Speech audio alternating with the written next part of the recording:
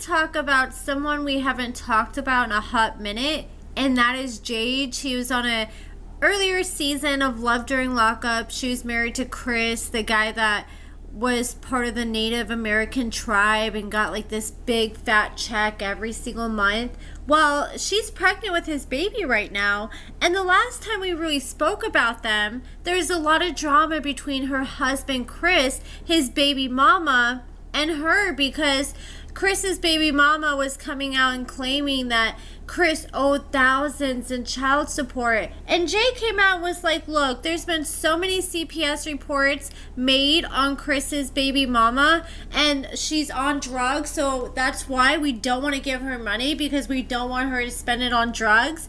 But at the time, every time CPS would investigate, they would always drop the case and not investigate any further. And they would allow the child to continue living with Chris's baby mama. So at the time, that's what I had to go off of. You know, in black and white, the court paperwork didn't believe there was any reasonable doubt to continue investigating and believed her to be a fit mother at the time. Well, there's this page called Prison Wife Survivor Tea, and they're claiming that she lost custody of her child for offering her meth and shrooms and physical and mental abuse. I cannot find anything about the offering of any drugs in this court paperwork, but this does talk about some other things that allegedly happened. So it says, this report indicates the steps that have been taken with, and we'll just say N for short, Chips, which is Chris's daughter, the steps that have been taken by the department in reviewing kinship options available for the minor child. The court notes the contacts that the Department of Social Services has had with the Prairie Island Indian community, and now that the department has also been monitoring and assisting with the child reunification with Christopher Chips, which has gone well. So it sounds like they're trying to place the child in Chris's custody.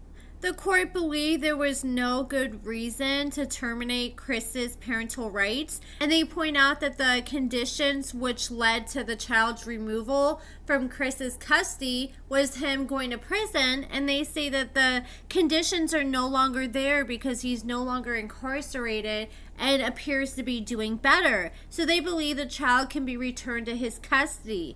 While the conditions which led to the child's removal do continue to exist, as to Tracy Corsland, the court finds that by not returning physical custody to her, the concerns regarding that will be further addressed in any civil proceedings between the respondent parents. The court previously heard on February 24th of 2025, hearing the testimony of a qualified expert witness, Roberta. She testifies that the minor child would suffer serious emotional and physical damage if the child was to be returned to the child's mother, Chris's ex. They believe placing the child with her father, Chris, would provide necessary stability and structure for the minor child, and the placement preferences of ICWA required placement with Christopher Chips. They talk about how this witness who testified about the situation, they found her to be credible, and returning legal and physical custody of the child to Chris will not likely result in serious emotional and or physical damage to the child. Returning legal custody, the court finds, to Tracy, because legal custody again indicates that she still has parental rights, it will then leave the daughter still in a protected position with her father, and the resolution of any matters regarding visitation or parental time to be with Tracy that must be decided by Christopher or ultimately decided by a court justice or somebody in the court. And then it explains that they believe that Tracy neglected the child, as the respondent Tracy has subjected the child to mistreatment or abuse, and it is further ordered, adjudged, and decreed that the above named minor child is an abused and neglected child. As to the mother, Tracy, within the meaning of, and then they share a code.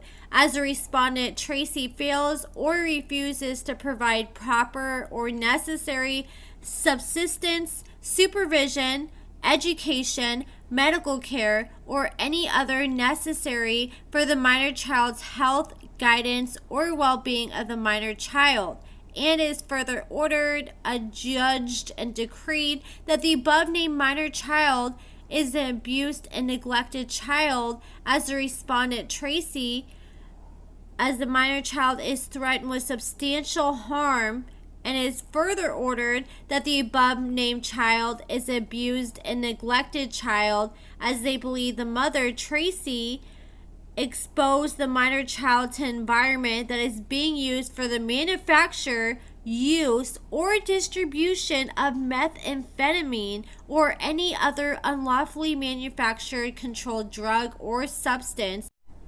That means the court found that Tracy, the child's mother, exposed the child to such an environment. So pretty much they have a state to file notice, which is the state is ordered to serve and file a notice of entry of this order. So pretty much all the parties involved will receive copies of all this court documents. Everyone will be served and notified with the court's decision. So the court has granted Chris custody of his daughter, and this is the first time he's had custody of his daughter in years. After the court order was put in place, the child's mother, Tracy, has 10 days to request a discretionary appeal.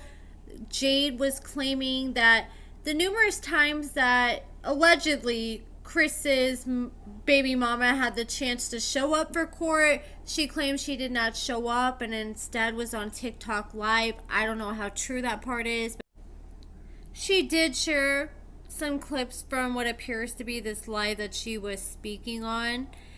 And Tracy is pro se, so she's representing herself without an attorney. So she's responsible for filing the appropriate appeal documents with both the Yankton County Clerk of Court and the South Dakota Supreme Court.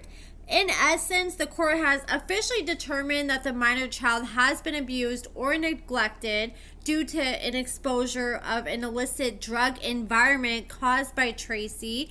And Tracy had a limited time to appeal the decision. I don't know if she did appeal the decision, but it looks like Chris has officially gained custody of his daughter. But let me know what you guys think about all this in the comments below. Give this video a thumbs up, subscribe, and thank you so much for watching.